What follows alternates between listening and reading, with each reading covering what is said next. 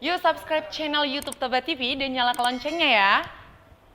Opat halak bawa gaur di bilut IGD Rumah Sakit HKBP Balige na adong di Kabupaten Toba, Sumatera Utara di hari Sabtu tanggal sia hira pukul 10 sada borngin. Di borngini pola ditopar halaki pajaga di rumah sakit di jala di segaido aka ugasan di rumah sakit di bilut ni IGD. Mulai Roma sahalak parbes sama narohon sahalak bawa na hasitan rumah sakit HKBP Balige.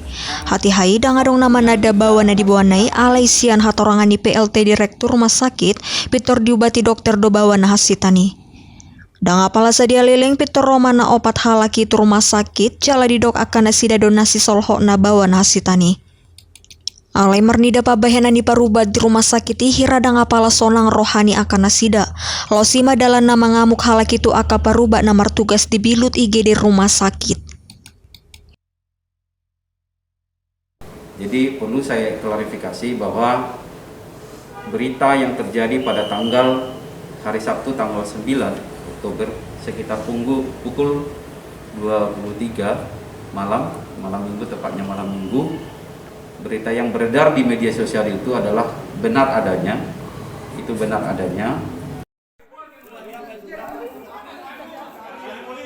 Hinorhon pabahena ni naopat halaki pola dosa pehasitan pajaga ni rumah sakiti. Nuaing parkaron nunga di pareso polisi sian Polda Sumatera Utara. Sian Toba TV mabaritahon.